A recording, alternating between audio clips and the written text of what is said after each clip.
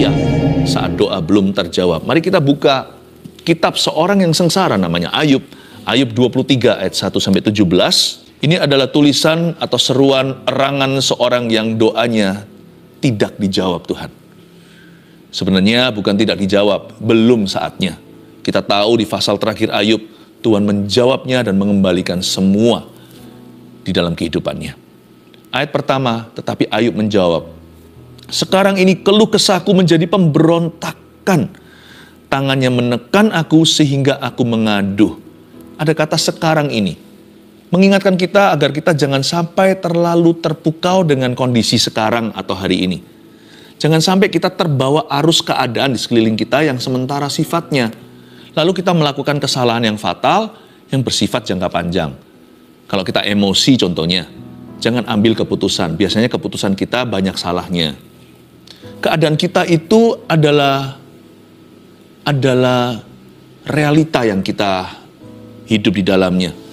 Tapi kalau dilihat dari sudut pandang Allah, dalam rencana Allah keseluruhannya, keadaan kita itu juga bisa bahaya, menjadi ilusi atau halusinasi hari ini. Semua yang kita lihat sebagai reality, sebagai kenyataan ini akan berubah esok hari, atau minggu depan, atau bulan depan, atau tahun depan. Minimal hidup kita di bumi ini yang sementara, ini bukan hidup kita yang paling panjang, masih ada kekekalan. Jangan sampai hati kita itu terjerat di kejadian sekarang. Lalu kita membuat keputusan-keputusan yang merugikan kekekalan. Ada orang yang karena kecewa sama Tuhan meninggalkan Tuhan. Tidakkah dia akan menyesal suatu hari di neraka? Karena dia menyangkali Tuhan Yesus dan dia menjualnya. Jangan sampai kita karena kita sedang marah, lalu habis itu kita mengatakan sesuatu yang lukanya akan terbawa-bawa tahunan kemudian. Sekarang ini keluh kesahku menjadi pemberontakan. Ketika hidup kita berada dalam tekanan, doa kita belum terjawab. Apa hasilnya? Keluh kesah. Dan keluh kesah itu adalah area rawan. Kalau kita biarkan terus, lama-lama kita pasti nggak akan tahan. Terjadi pemberontakan. Ini juga adalah daerah yang harus kita waspadai. Waktu doa belum terjawab, manusia cenderung untuk marah sama Tuhan. Waktu belum ada jawaban doa, hati kita di posisi atau di titik rawan untuk memberontak kepadanya. Tangannya menekan aku, kata Ayub. Ini sudah nyaris. Dia sudah masuk ke perbatasan. Dikit lagi dia akan menyalahkan Tuhan. Tangannya menekan aku. Tangannya sini N huruf besar. Berarti dia menuduh bahwa semua pencobaan ini datangnya dari Tuhan. Tapi Ayub belum berdosa. Ini baru keluh kesah. Dia belum tutup kalimat. Hati-hati ya. Orang kalau lagi pahit hidupnya, dia bisa pahit sama yang Maha Kuasa. Mentang-mentang karena Tuhan itu berkuasa dan Tuhan itu berdaulat. Makanya apa-apa kita selalu harapkan dia lepaskan kita dari sumber permasalahan. Kalau belum, kita berkata, kenapa sih engkau begitu? Kenapa dikau lamban? Seolah-olah Tuhan memang sengaja mau lihat kita berlama-lama dalam kesengsaraan. Orang kalau dalam tekanan, dengan mudah dia bisa nyalahkan Tuhan. Ayub sudah nyaris, hampir saja terpleset dia. Dia berkata, tangannya menekan aku sehingga aku mengadu. Tapi belum sampai tutup kalimat, jadi dia belum berdosa. Semoga aku tahu mendapatkan dia dan boleh datang ke tempat ia bersemayam. Ayat 3, nampak sudah ternyata ayat 2 tadi itu adalah erangan tidak tahan. Aku nggak tahan ya Tuhan. Kenapa aku tertekan? Semoga aku tahu di mana aku bisa ketemu sama dia. Semoga aku bisa datang masuk ke hadiratnya. Ayub itu jiwanya merana. Dia rindu masuk ke hadirat Allah dan curhat. Dia ingin mencurahkan hatinya. Masa Tuhan gak tahu sih masalah yang kuhadapi? Berat sekali Tuhan, mohon pengertian. Jadi ternyata ayat 2 tadi bukan dia marah atau menuduh Allah. Itu hanyalah seruan tidak tahan. Dan dia berkata, bolehkah aku masuk ke hadiratmu, ceritakan kepadamu dari A sampai Z semua penderitaanku. Ternyata Pada dasarnya Ayub hanya rindu untuk didengarkan oleh Yang Maha Kuasa. Boleh kita itu merana, boleh kita stres bahkan, boleh kita merasa nggak tahan, tapi jangan pernah kita memberontak sama Tuhan. Jangan pakai penderitaan kita sebagai alasan untuk menuduh Dia. Jangan pakai penderitaan kita sebagai pembenaran untuk kita menyalahkan Dia. Maka akan kupaparkan perkaraku di hadapannya, ayat 4. Dan kupenuhi mulutku dengan kata-kata pembelaan. Ini sangat manusiawi, sangat normal. Waktu kita lagi menderita, apalagi kalau kita nggak salah, mulut kita diisi dengan apa? Pembelaan diri biasanya. Aku nggak salah loh Tuhan, aku melayani Tuhan kok. Diizinkan ini terjadi. Aku sudah puasa, sudah memberi persembahan. Aku sudah memberitakan Injil-Mu. Kenapa doaku sendiri pun belum terjawab satu persatu? Hati-hati ya, mulut kita jangan dipenuhi dengan kata-kata pembelaan. Namun kita harus tetap setia kepada Tuhan saat doa belum terjawab. Orang yang memberontak tidak setia sama Tuhan. Orang yang mengeluh tidak setia kepada Tuhan. Orang yang mulutnya penuh pembelaan, orang itu tidak akan bisa setia sama Tuhan. Maka aku akan mengetahui jawaban-jawaban yang diberikannya kepadaku, ayat 5. Dan aku akan mengerti apa yang difirmankannya kepadaku. Sudikah ia mengadakan perkara dengan aku dalam kemahakuasaannya? Ayub merasa minder sama Tuhan. Dia berkata, masa Tuhan mau sih bicara sama seorang seperti aku yang hina dan seperti sampah? Sudikah, masa sudi sih Tuhan itu mau mengadakan perkara dengan orang yang hina seperti saya? Bukankah Dia Maha Kuasa? Lucu ya di ayat 6. 6a itu dia minder-minder sendiri. Tapi 6b, dia kuatkan imannya. Lalu dia berkata, tidak. No. Dia pasti akan menaruh perhatian kepadaku. Ayat 6a dia kurang percaya. Ayat 6b, dia kuatkan kepercayaannya dalam Tuhan. Dia mengapi-apikan dirinya. Masa Tuhan mau dengarkan doaku? Masa orang seperti aku, orang buangan ini? Masa Tuhan sudi? Jangankan mengabulkan. Sudikah dia mendengarkan? Lalu dia berkata, tidak. Seperti dia protes terhadap pernyataannya sendiri. No. Dia pasti akan menaruh perhatian kepadaku. Jadi saya bisa melihat bahwa he was really struggling on the inside. Ayub ini sungguh-sungguh bergumul. Dia bergumul, andai kata roh bisa berdarah, dia sudah berdarah-darah. Badannya memang berdarah.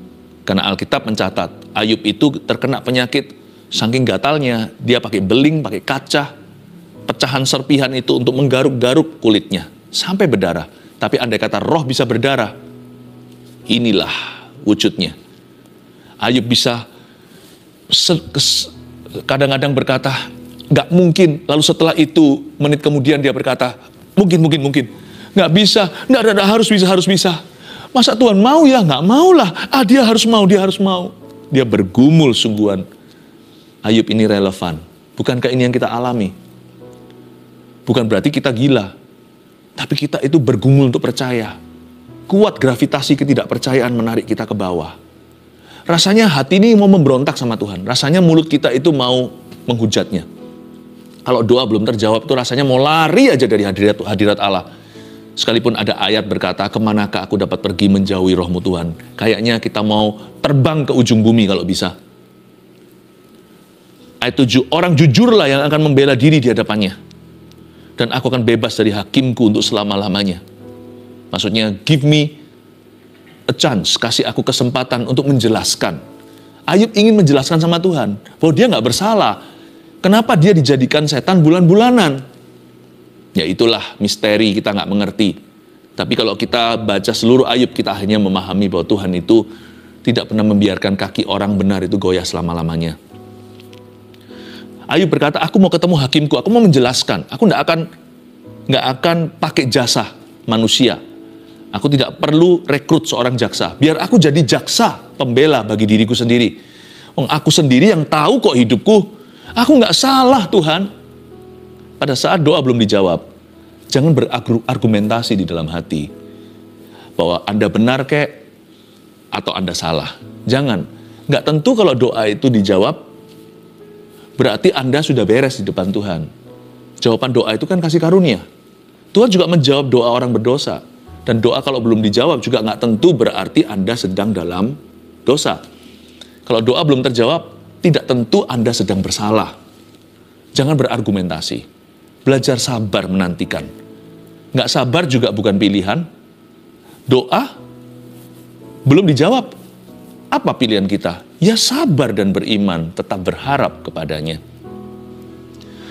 Ayat 8, sesungguhnya kalau aku berjalan ke timur, ia tidak di sana. Wait, tunggu. Ini bukan hanya doanya nggak terjawab. Ayub tidak bisa merasakan hadirat Allah. Wow, Anda nggak sendirian, kita nggak sendirian. Kadang-kadang kita merasa kering kerontang, rasanya orang lain kok bisa nangis ya dalam hadiratnya. Orang lain kok bisa terjamah. Aku kok rasa kering ya, garing. Aku nggak ngerasa hadirat Tuhan. Apakah karena WL-nya kurang diurapi? Apakah karena puji-pujiannya Tuhan tidak bertata di atasnya? Kenapa ya? Atau nggak ada urapan? Nggak tentu, jangan gampang menghakimi. Jangan cepat konklusi. Kadang-kadang ya memang itulah realita kehidupan. Karena kita hidup dengan iman kan. Hidup kita itu kan living by faith. Terkadang perasaannya pergi. Kadang-kadang perasaannya sat, menguap di udara. Dia berkata, sesungguhnya kalau aku berjalan ke timur, dia cari hadirat Allah. Ia tidak di sana. Mungkin dia ngadap ke timur kali. Dia menghadap ke timur. Mungkin ngadap ke timur, ngadap ke situ, mungkin dengan postur tertentu dia lebih rasakan hadiratnya. Ia tidak di sana. Ayub berkata, I cannot feel him. Aku tidak bisa merasakannya. Atau ke barat, dia ganti arah ke barat. Mungkin kalau duduk menghadap ke jendela, lebih rasa hadirat Tuhan. Nggak bisa juga.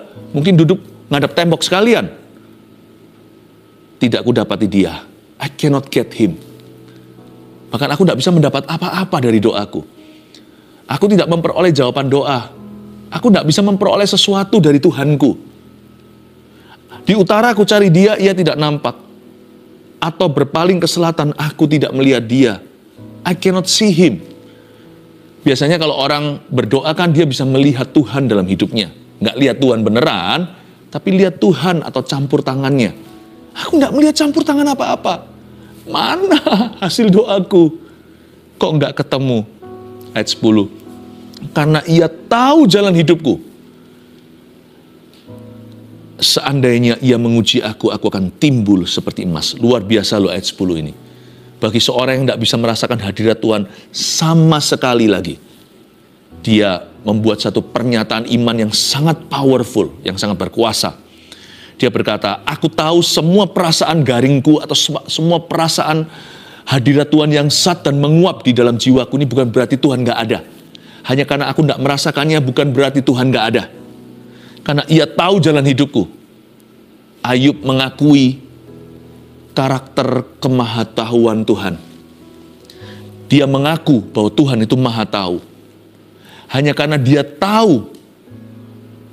Hanya karena dia tidak tahu, hanya karena Ayub lagi kebingungan. Bukan berarti Tuhan tidak ada dalam kehidupannya. Karena ia tahu jalan hidupku. Seandainya ia menguji aku, Ayub tidak pasti, serba tidak menentu. Dia berkata, siapa tahu kalau ternyata semua perasaanku ini, semua feelingku yang down ini, semua perasaan hampaku ini hanyalah ujian belaka. Jikalau perasaanku ini adalah ujian dari Yang Maha Kuasa, Tuhan, aku berjanji kepadamu, ini komitmenku. Aku akan timbul seperti emas. Aku tidak akan menghujatmu, sekalipun nyaris-nyaris rasanya nggak tahan. Kesakitan ingin menjerit, kenapa engkau tidak peduli sama saya? Why you are so unloving? Kenapa engkau tidak mengasihi aku? Kenapa engkau membenciku? Tapi aku tahan mulutku daripada mengeluh lebih lanjut. Ku tahan mulutku daripada membela atau berisi kata-kata pembelaan. Seandainya engkau menguji aku akan timbul seperti emas. Aku tidak akan turuti keinginan istriku sendiri yang berkata kepadaku, hujatlah Tuhan dan mati. Aku tidak mau. Kalau engkau menguji aku dari kanan kiri, barat, timur, utara, selatan, niscaya nanti entah kapan, aku akan timbul seperti emas. Kakiku tetap mengikuti jejaknya, ini komitmennya. Aku menuruti jalannya dan tidak menyimpang. Perintah dan bibirnya tidak kulanggar.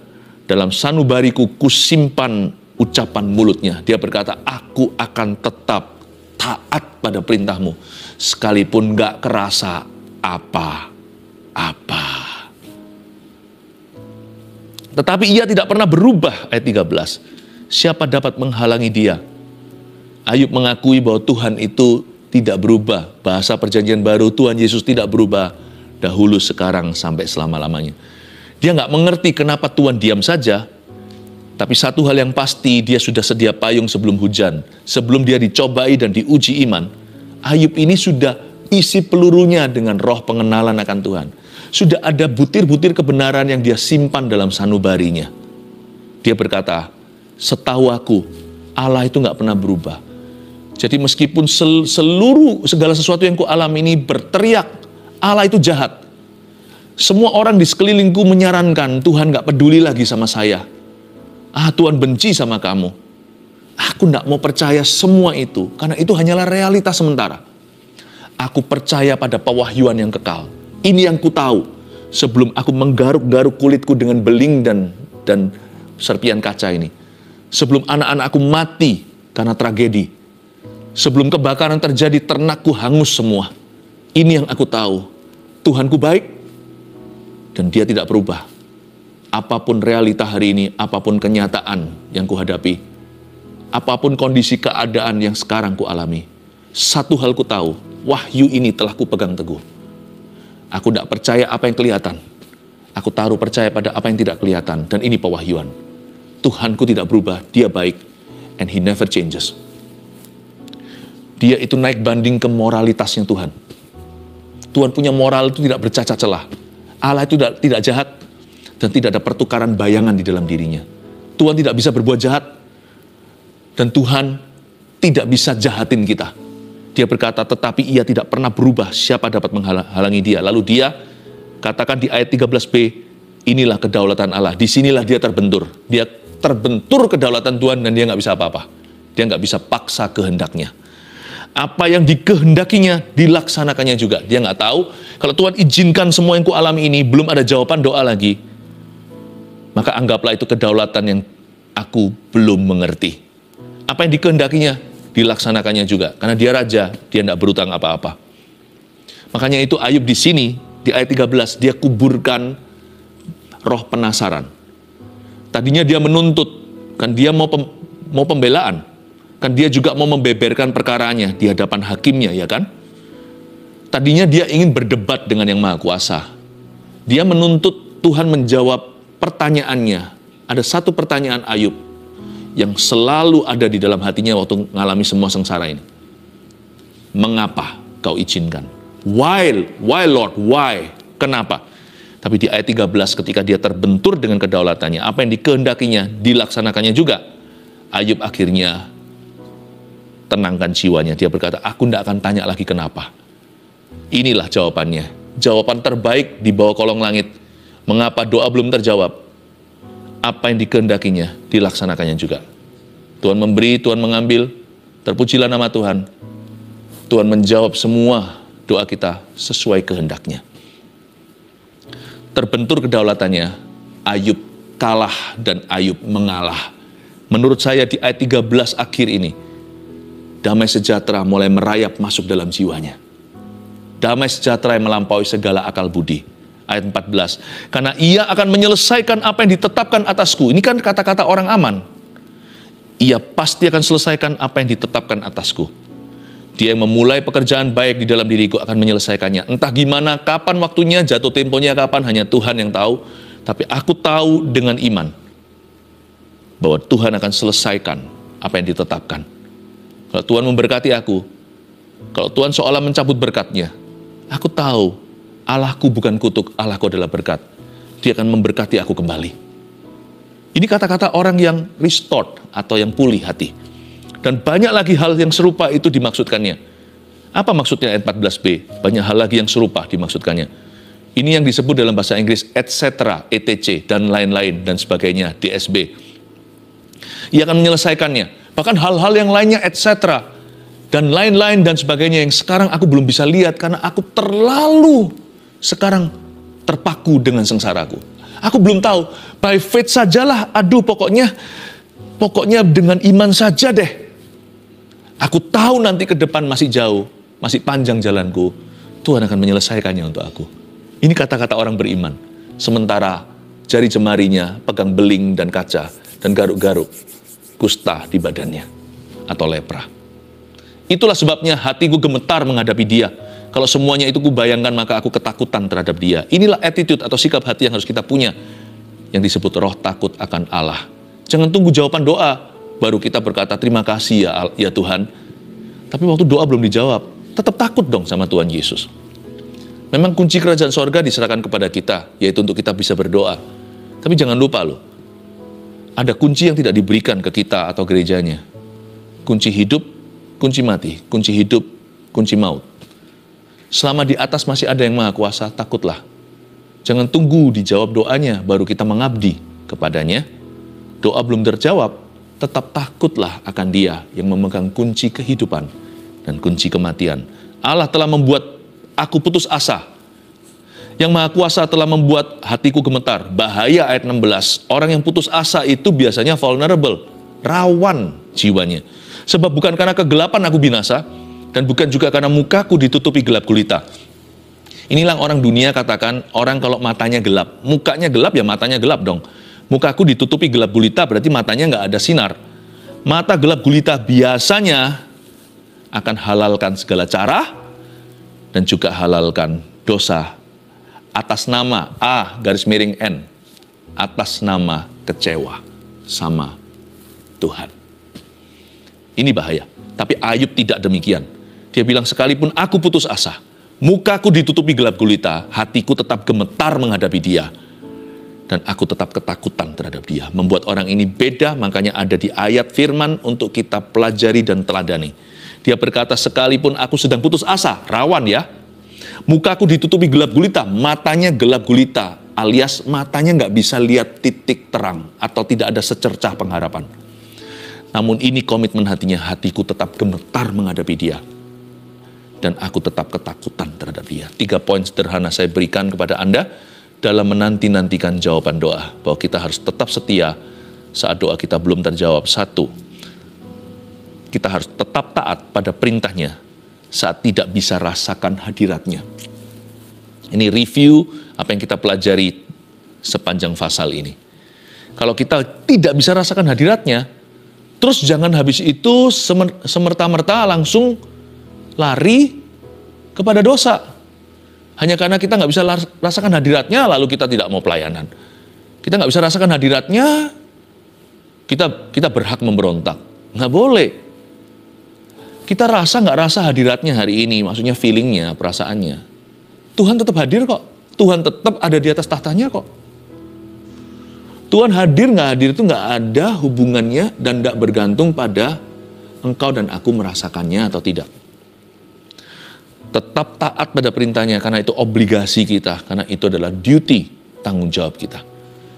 Komitmen itu kalau kita pakai cincin kawin, mau lagi perasaan romantis atau enggak, tetap harus setia pada pasangannya dalam suka maupun dalam duka, dalam sakit maupun sehat, tetap harus setia. Kalau lagi nggak rasa romantis, bukan berarti boleh selingkuh. Karena cincin ini berarti apa yang Tuhan persatukan tidak boleh diceraikan. Dengan Tuhan Yesus sama. Iman kita itulah cincin kawin kita kepada Tuhan. Bukan perasaan. Kalau kita tidak merasakan hadiratnya, kita tidak boleh berzina secara rohani dengan adanya ilah lain di hidup kita. Berzina secara jasmani juga jelas-jelas tidak diperbolehkan. Tetap taat pada perintahnya saat tidak bisa rasakan hadiratnya. 2, tetap percaya pada janjinya saat tidak ada jawaban doa. Tuliskan itu. Tetap percaya pada janji Tuhan saat tidak ada jawaban doa. Itu tadi kan, dia nggak pernah berubah, apa yang dikehendakinya ditetapkan. Yang ditetapkan Tuhan akan tetap menyelesaikannya. Banyak lagi hal serupa yang dimaksudkannya, sekalipun kita nggak bisa melihat apa-apa, tetap taruh harap kepadanya, tetaplah percaya pada janjinya. 3, tetap takut akan Dia saat hati putus asa. Hanya karena kita putus asa tidak melihat masa depan, bukan berarti kita boleh liar lalu pergi kemana-mana di luar hadirat Allah. Tetaplah takut akan Dia saat atau ketika hati kita putus asa. Jangan pergi kemana-mana, tetap stay di hadirat Allah. Better to stay in His presence. Lebih baik kita tinggal dalam hadirat-Nya sekalipun kita tidak lihat secercah pengharapan, daripada kita mencari pengharapan palsu dengan lari ke dunia. Tetap takut akan Tuhan ketika hati kita itu lagi down, lagi discouraged, hati kita lagi tidak